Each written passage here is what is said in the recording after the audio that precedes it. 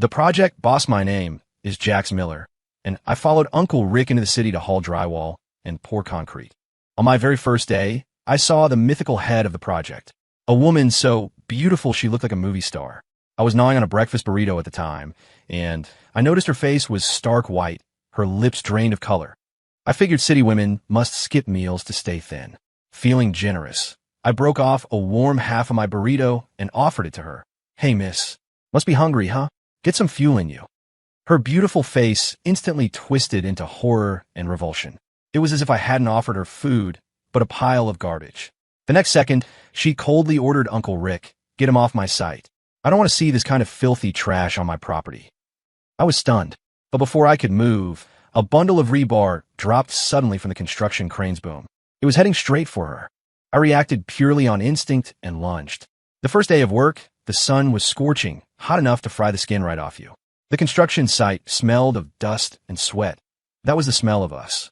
A sleek, black luxury SUV, silent as a shark, slid up to the gate. It looked totally alien against the piles of steel and cement.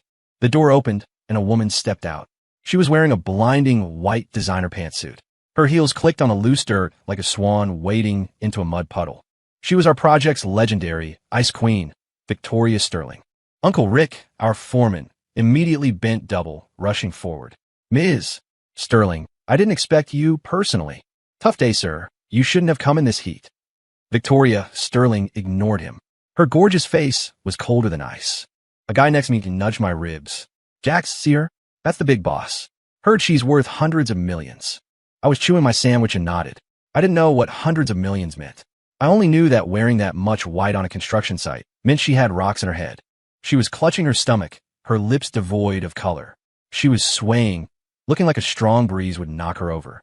I figured, damn, these city women are weird, starving themselves for looks. Judging by her state, she was probably starving. I broke off half of the still warm pulled pork sandwich I was holding and offered it. "Hey, miss, must be hungry? Get some fuel in you." The air went dead silent. All eyes pivoted to me. Victoria Sterling looked like she'd seen a ghost, stumbling backward. The look she gave me was one I'll never forget. Pure, visceral disgust and contempt. She looked at me the way you look at a pile of rotting sewage.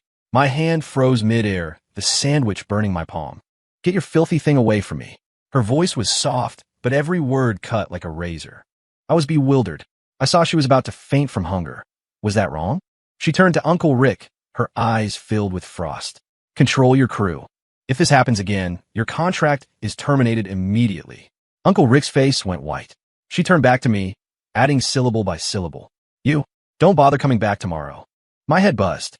Before I could process it, Uncle Rick smacked me hard on the back of the head, almost knocking me off balance. "You idiot. Apologize to Ms. Sterling now." He looked seconds from kneeling, his voice trembling. "Ms. Sterling, he's fresh out of the sticks. He doesn't know etiquette. Please be the bigger person." I stiffened, a surge of heat rising in my chest. Having my dignity stomped on felt worse than the sun. Apologize for what? I shot back. I saw she was about to pass out, and I offered her a sandwich. Is that a crime? My defiance stripped away the last of her patience. "Get rid of him." She dropped the 4 words and turned to walk away, unwilling to spare me another glance. I felt the blood drain from my body. Just then, a sickening screech of snapping metal came from above, followed by the crew's frantic screams. "Look out!" My brain didn't catch up. My body moved first. Like a predator diving for its prey, I tackled the blinding white woman, slamming us both to the dusty ground. Crash! The ground shook with a monstrous impact. A massive bundle of thick rebar, heavy as a millstone, smashed into the exact spot where we had just been standing, gouging a deep crater in the earth. Absolute silence. I lay on top of her, breathing in the expensive perfume mixed with the earthy smell of dirt. She felt soft and smelled incredible, but I wasn't thinking about that. I scrambled up instantly, brushing the dust off my clothes. I quickly checked my arms and legs. Good. No injuries. I wouldn't miss work tomorrow. Oh, right. I was fired. No work tomorrow. Victoria's assistant came shrieking over, frantically helping her up. "Ms. Sterling, are you okay?" "Ms. Sterling." Her $1,000 white suit was now covered in mud and dust, utterly ruined. She stared at me, her eyes wide with shock and fear, a complex mixture of emotions. I blurted out the first thing that came to mind. "Boss, you absolutely can't be hurt. If you're out of commission, Who are we supposed to collect our paychecks from? There are hundreds of us depending on this job. Any expression Victoria Sterling might have prepared, gratitude, relief, or anything else, jammed in her throat. Her face shifted from ghost white to iron gray, and then from iron gray to blazing red, redder than any brick on the site. I ignored her, turning to Uncle Rick and the others who were still slack-jawed. Uncle Rick, what are you staring at? Go check who the hell messed up the safety protocols. Trying to kill people out here. My roar snapped everyone back to reality, and the crew scrambled into chaos, inspecting the rigging. My professional focus forced Victoria Sterling to truly look at me for the first time. This man had just saved her life, yet his primary thought was the payroll. This man had just brushed off a near-death experience, yet his primary concern was safety accountability. She stopped me just as I was about to join the inspection team, her voice dry. What is your name? I was already annoyed and replied, curtly, Jax Miller. Why ask for my name? Was she going to dock my last paycheck? I was out of here anyway. I grumbled internally and walked off, leaving her standing there, watching my back, her gaze so complicated it could wring water. Uncle Rick chased after me, ready to yell again. You stupid bastard. You nearly gave me a heart attack. What kind of nonsense did you say to the boss? I wave him off. I'm already fired. What do I care? I thought that was the end of it. My first job back in the city lasted one day, netted me $300, cost me my dignity, and almost cost me my life. What miserable luck. The next day, I was packing my few belongings, ready to get lost. But Uncle Rick stopped me. Jax, hold on. Ms. Sterling sent word. You don't have to leave. I paused. Not leaving? The woman didn't think I was dirty anymore. Just as I was wondering, a man in a sharp suit and tie found me. It was Victoria's assistant. He walked into our shed, which smelled of sweat and old boots, holding his nose in undisguised distaste. He pulled a thick envelope from a delicate leather briefcase and handed it to me. His tone was dismissive, like tipping a pauper. Ms. Sterling's reward for you. The debt for saving her life is settled. We're square. I took it and opened it. A thick stack of crisp bills. Easily $20,000. That was about what I could save busting my ass for a whole year. Everyone in the shack craned their necks, their eyes wide and glittering. Holy cow, Jax. You hit the jackpot. 20,000. That's how many tons of concrete, man. Uncle Rick was excitedly rubbing his hands together, desperately signaling me to take the money and say thanks. Go thank Miss Sterling. Quick, thank her. I held the stack of cash, but felt no joy. Money was good. It could pay my sister's college tuition, help build a new house back home. But the memory of that woman's hateful gaze yesterday flashed before my eyes. Filthy trash. Get rid of him. Those words were nailed into my heart. Yesterday she looked down on me, tossing me out like garbage. Today I save her life, and she uses money to buy off a favor? Square? Was Jax Miller's life, was Jax Miller's dignity, only worth 20 grand? A scorching anger surged through me. I threw the thick stack of bills right back into the assistant's chest. You tell her this. Jax Miller doesn't save people for money. She looked down on me yesterday, and today she thinks she can buy my life back with cash. Tell her to shove it.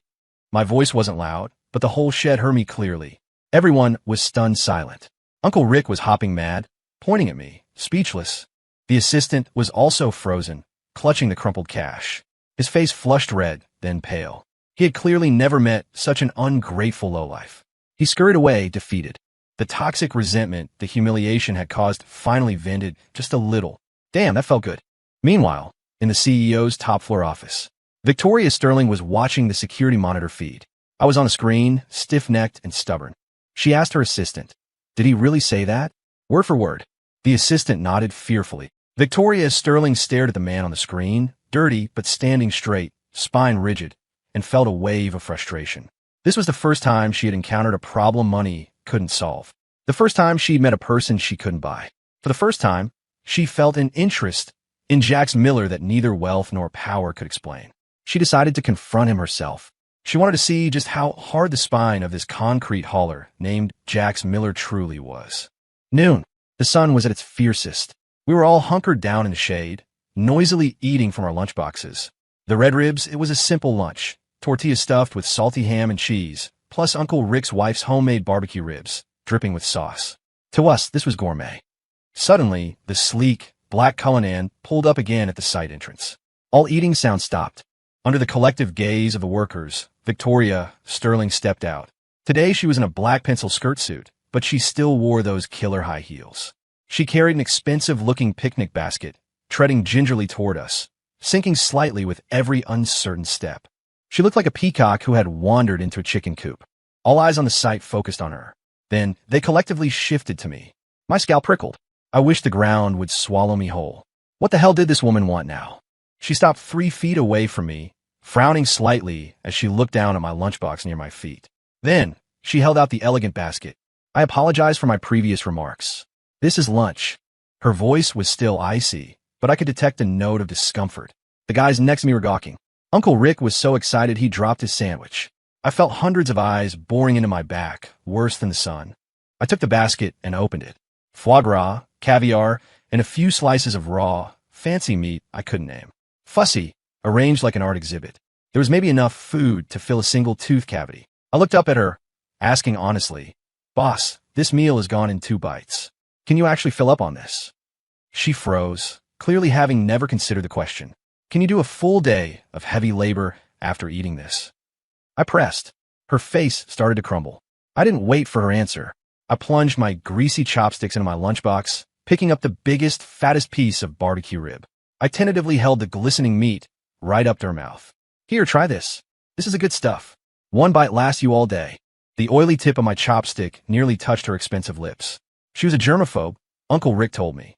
She looked terrified, recoiling as if she'd been electrocuted. Her high heel twisted, and she nearly fell. Someone couldn't hold it in and snorted out a laugh. Instantly, the entire construction site erupted in a thunderous roar of laughter. The guys were doubled over, slapping their thighs and stomping the ground. I had successfully returned all the awkwardness to her. Her face cycled through white, red, and purple, eventually settling on black. She was shaking with fury, pointing at me, unable to get a single word out. But looking at my clear, innocent eyes, she couldn't bring herself to explode. She seemed to realize that I wasn't trying to intentionally humiliate her. I genuinely thought my barbecue rib was better than her foie gras. Finally, she stamped her foot hard and promptly got it stuck in the mud. She had no choice but to turn and retreat in humiliation. She left behind a trail of laughter and the hot, steaming barbecue rib I still held. Uncle Rick leaned in, lowering his voice, a look of horror mixed with admiration. "Jax, you, my boy, are stone-cold nuts." I took a bite of my tortilla, mumbling, "I just feel bad for her, eating that fancy crap every day. No wonder she almost starves herself." Uncle Rick stared at me, his eyes complex. He whispered, "Jax, does that woman have a thing for you?" I nearly choked on my bite. From that day on, Victoria Sterling came to the site more often than the project inspectors. She stopped dressing like she was going to a red carpet gala, switching to flats and sharp pantsuits. But her do not approach aura still made the crew scatter when she appeared. She used the excuse of inspection to wander the site daily. Her eyes always found me, deliberately or not. It made me incredibly uneasy. I couldn't concentrate on my work. I started wondering if this woman had a screw loose. I saved her life, and now she was stalking me? One afternoon, she showed up again. She was carrying a square box. She walked straight up to me and handed it over. "For you." I was suspicious. "More foie gras and caviar?" "Boss, I honestly can't stomach that stuff." Her mouth twitched, clearly recalling the previous incident. "Not food. Open it." I eyed it suspiciously and opened the box. Inside lay something glittering gold. I squinted. It was a hard hat, pure gold, studded with shimmering crystals. It reflected the sunlight so brightly it was practically blinding. I held the thing, speechless for a long moment. Was this really a safety helmet? I looked like I was wearing a disco ball on my head. Victoria Sterling looked at my reaction with a subtle expression of, "Praise me now." I had it custom made. Used the world's most advanced material.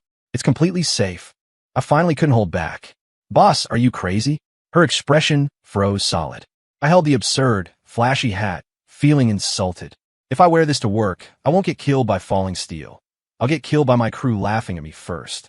Besides, this thing is blindingly gold. It's asking to be stolen. What if I chip a crystal while hauling concrete? Can I afford to replace it? I shoved the ridiculous hat back in her arms. "Boss, this is zero help. If you really want us to be safe, go fix the broken AC in our bunkhouse. We can't sleep because it's so hot, and working tired is what causes accidents." Victoria Sterling was speechless, utterly silenced by my bluntness. She stood in the dust, clutching the ridiculously expensive crystal-studded hard hat, forced for the first time to deeply question her logic. The crew around us was biting back laughter, their shoulders shaking violently. Uncle Rick, hiding around a corner, was squatting and clutching his stomach. After Victoria Sterling made another humiliated retreat, Uncle Rick approached me, looking grave. Jax, I've figured out. That woman, she's absolutely smitten with you. I roll my eyes. Smitten with me? She's probably just smitten with my ability to lift heavy things. Stop dreaming and get back to work. I said that, but inside I was uneasy. City women's minds. How the hell were you supposed to read them? Food, hats. What was her game? The story quickly spread across the site. The icy female CEO was clumsily trying to court a rough construction worker. Jax Miller, became the biggest joke and source of gossip on the site. I hated it. I just wanted to quietly haul concrete, earn money, and go home. Victoria Sterling's presence was messing up my whole life. To avoid her, I started volunteering to deliver materials to the project office, hoping to miss her inspection window. Instead of avoiding the wolf, I walked straight into the lion's den. I was carrying a stack of blueprints to the office that day. The area was quiet. Only Victoria Sterling's office door was slightly ajar, and I could hear her voice, strained with anger. Mr. Hayes, I demand you speak to me with respect. Curious, I peeked through the gap. She was on a video conference. On the screen was a slick, greasy-looking man smiling smugly. Come on, Ms. Sterling, don't get upset. How am I disrespecting you? I'm just saying, engineering is a man's world. Women like you should stick to making decisions in the office. Don't run around the construction site. It's too harsh for your delicate skin. You might get sunburned. The comment was so sleazy and patronizing it made me sick. Victoria Sterling was pale with rage, but her polished upbringing meant she could only repeat the same phrases. You are shameless. This is blatant sexism. The man on the screen, Trevor Hayes, laughed harder. Oh, Ms. Sterling, don't put it that way. I'm just concerned about you. I couldn't stand it anymore. What kind of man bullies a woman like that? I kicked the door open and stormed in. Victoria Sterling jumped, startled, staring at me. I ignored her, marching straight to the computer screen and leaning into the face of Trevor Hayes. What the hell did you just say? I launched a construction site special. Trevor Hayes' smile instantly froze. I pointed at his face on the screen and unleashed my full, unpolished fury. You greasy, soft-handed worm. You couldn't tell a shovel from a spoon. What the hell do you know about engineering? Look at that pale face. You got kidney problems? Ever hauled a bag of cement? Ever poured concrete? Where the hell were you blowing a sea while we were risking our lives under the sun building this thing? It's a man's world. You call yourself a man? Take off that cheap suit and come to the site. Let's see who can piss further. I went off in one continuous, furious stream, not repeating a single insult. Trevor Hayes, on the other end, went from shock to anger, then purple, finally speechless and wide-eyed. When I finished, I reached out and slammed the laptop shut. Slam! The world was quiet. The office was dead silent. Victoria Sterling stared at me, the usual ice and scrutiny gone from her eyes for the first time. In its place was something I couldn't read. I felt a little awkward and scratched my head. Boss, you can't reason with guys like that. You gotta be more unreasonable than they are. Cuss them out until their ancestors blush, and they'll shut up. She looked at me, and then, suddenly, she laughed. It wasn't the polite, fake laugh from before, or the cold laugh born of irritation. The sinking foundation, it was a genuine, heartfelt laugh, like ice finally cracking and spring arriving.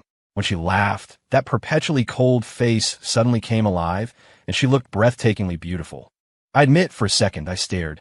Damn, the woman was actually gorgeous when she smiled. After that day, the way Victoria Sterling looked at me completely changed. The scrutiny and curiosity were gone, replaced by something bordering on tenderness. I was startled by my own thought. I was a laborer. I didn't know anything about tenderness. But I could feel she wasn't annoyed by me anymore, and she stopped sending weird gifts.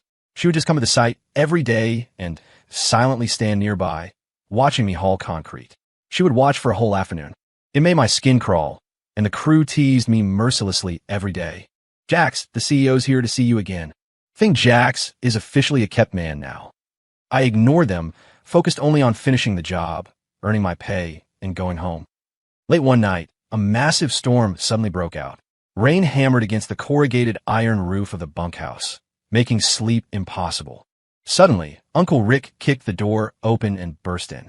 Get the hell up, everybody. The foundation pit is flooding and about to collapse.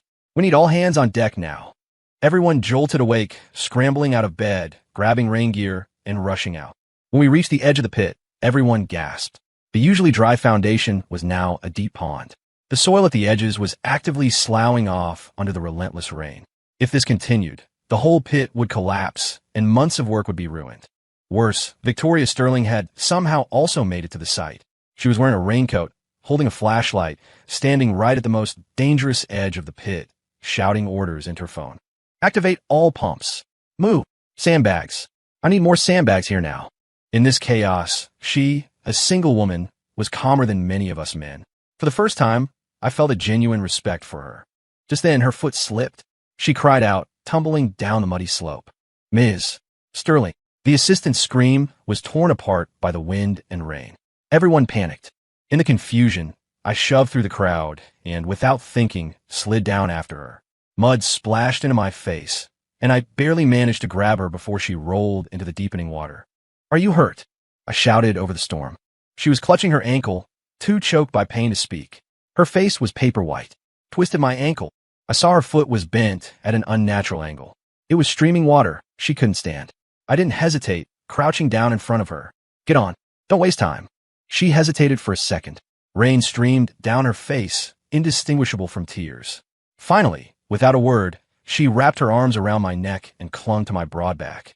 I gritted my teeth, scrambling up the slippery slope with her on my back. She was light, but she felt like a fire burning against me. I carried her to safe ground and was about to set her down, but she held on tight to my neck.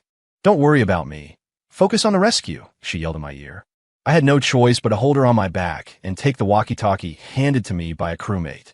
Teams 2 and 3 move to the east leak point. Pump crew, get the backup pump connected. If I don't hear it running in 3 minutes, I hold you personally responsible. Old Man Joe, take a few guys and reinforce the western slope. I carried the CEO of the project, directing hundreds of men through the storm with a raw, hoarse voice. My commands were clear and methodical, far from what you'd expect from a simple laborer. The rain soaked my hair and clothes, chilling me, but her body was pressed tight against my back, transferring her warmth to me. I could feel her steady breathing and the desperate tightening of her arms around my neck. This woman, who smelled of sweat and mud mixed with expensive perfume, felt a security she'd never known before. By the time dawn broke, the rain had stopped and the danger was contained. Everyone collapsed into the mud, exhausted. I carried her to her car and told her assistant to rush her to the hospital. As I turned to leave, she called out my name. Jax Miller, you're back. I looked back and realized my back was burning. I pulled off my drenched undershirt. There were deep, bloody scratches carved into my skin, her nails.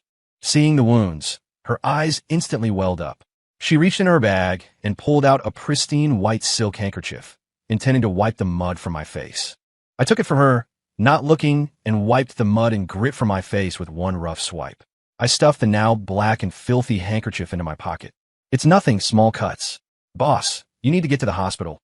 With that, I turned and walked away, disappearing into the crowd, my good deed complete.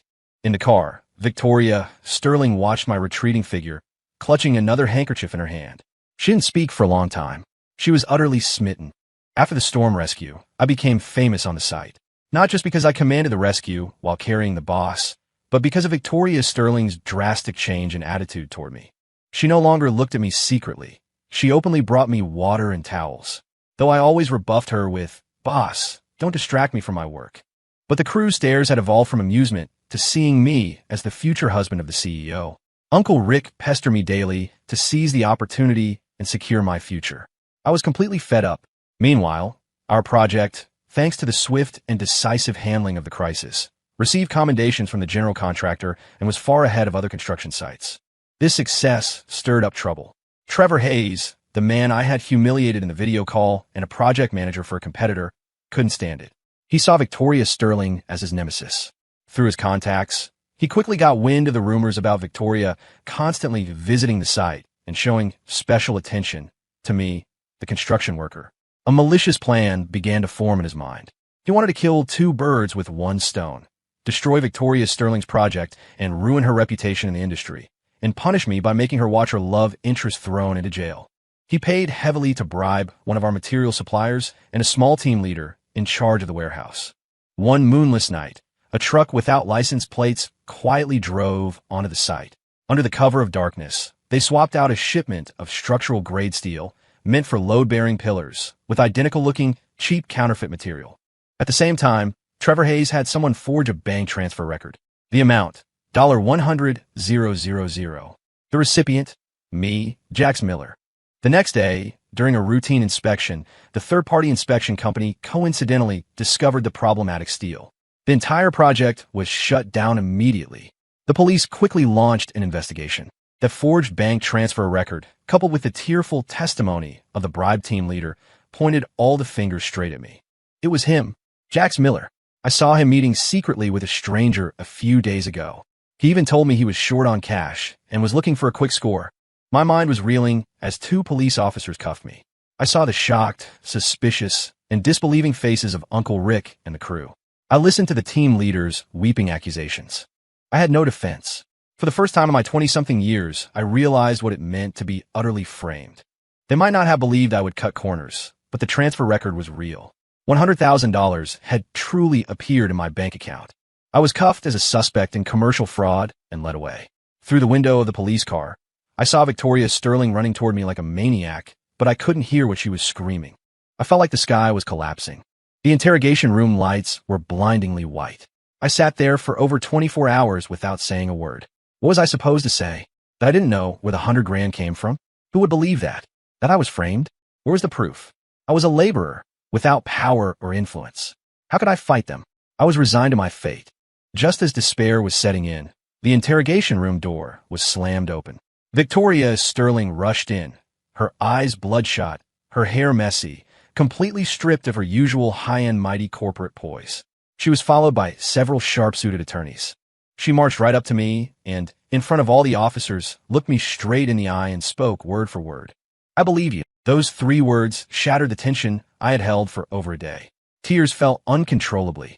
Outside of my parents, she was the first person to unconditionally believe me. She turned to the police, her voice low but carrying an undeniable weight of command. "I offer the full reputation of my company, Sterling Group, as collateral. He, Jax Miller, is absolutely incapable of this crime. There has been a monumental mistake." She immediately ordered the city's top legal team behind her to take over my case. The news spread like wildfire. The heir to the Sterling Group was risking her entire company's reputation for a construction worker. The company board erupted, pressuring her to immediately distance herself from me. The rumors outside were nasty, saying we had an illicit relationship and that the current situation was just a disagreement over how to split the dirty money. Facing pressure the size of a mountain, Victoria Sterling's response was to hold a press conference. Under the flashbulbs of the city's media, she stood firm.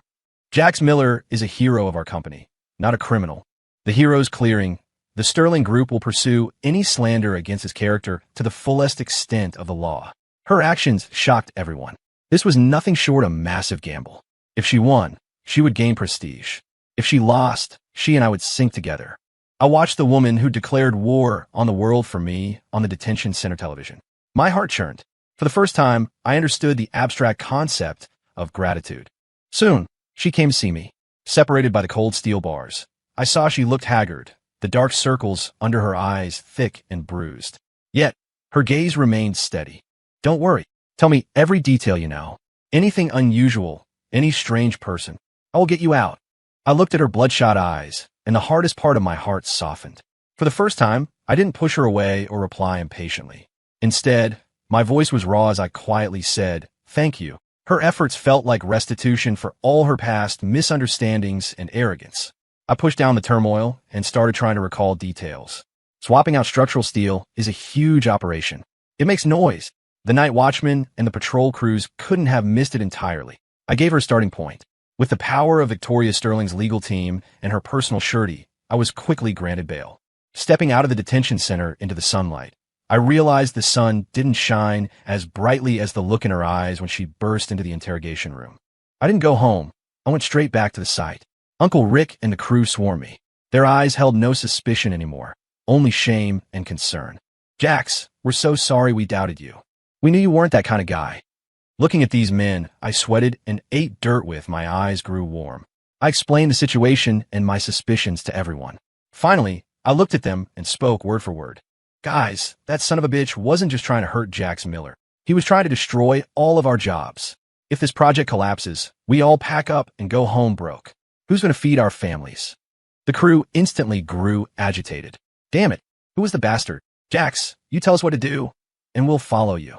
Even if we have to turn this site upside down, we'll drag that jerk out. That was the reaction I was waiting for. I looked at them, feeling renewed confidence. I said, everyone think hard. That night the steel was swapped. Did anyone see anything out of the ordinary? Any strange people or vehicles? With the collective memory of the hundreds of laborers, a night patrolman slapped his forehead. I remember, late that night, I saw a truck without plates driving out the back gate. I thought it was strange. All our site vehicles are logged. That one was completely unfamiliar. We had a lead. I immediately told Victoria Sterling. She used her corporate power to secure all the municipal surveillance footage around the site. We traced the truck's movements. Eventually, we tracked the vehicle and its terrified driver to a scrapyard. Faced with irrefutable video evidence and the pressure from Victoria's lawyers, cooperate and we'll be lenient. Resist and we'll be harsh. The driver quickly cracked. He spilled the whole story, naming Trevor Hayes and the bribe team leader. The truth was revealed. When the police stormed Trevor Hayes' office, he was casually sipping coffee, waiting to see Victoria Sterling's downfall. When the cold handcuffs clicked on his wrists, he finally realized he had lost everything. I was not only exonerated, but became the hero of the entire project. The Sterling Group held a special commendation ceremony for me, complete with a generous bonus. Victoria Sterling presented the award herself. On the stage, she looked at me, her eyes shining like stars.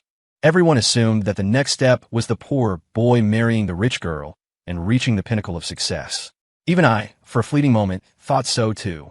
But when the noise faded and I looked at the long string of zeros in my bank account, I felt profoundly empty. I made a decision. The project crisis was averted, and my sister's next year of tuition was secured. I sought out Uncle Rick and Victoria Sterling to tender my resignation. I'm done. Uncle Rick stared wide-eyed. What foolishness are you talking about? Everyone in the company respects you now, Ms. Sterling, practically. Victoria Sterling cut him off. She looked at me calmly and asked why. I said, the city is too complicated. Too many traps and schemes. I can't fight them, and I don't want to fight them. I just want to go home, tend my little piece of land, and live a quiet life. I got lucky this time. Next time, I was scared. Victoria Sterling fell silent. I expected her to use her demanding tone, or perhaps money, to make me stay, as she had before. But she didn't. She looked at me deeply, then nodded. Okay, your final pay and bonus will be transferred to you in full. I thought that was the end of our story. I returned to my small, poor, but peaceful Appalachian hometown. I spent my days feeding the livestock, working the small garden, and playing with the neighbor's dog. The restlessness in my heart slowly settled. I thought I would quickly forget the city woman named Victoria Sterling. Until that afternoon, a sleek black Cullinan appeared on the single dirt road leading into our holler. All the dogs in the village went absolutely crazy, barking their heads off. I was in the pig pen, ladling feed. Hearing the commotion, I peered over the fence and froze. Victoria Sterling, wearing a crisp black suit and those signature high heels, stood at the dusty entrance to the village. Then, under the curious gaze of every villager, she walked directly toward my pig pen. I looked at her. She looked at me. Behind her was a $1 million luxury SUV. Behind me were grunting hogs. The scene was absurd, like a dream. My head started to throb. What are you doing here?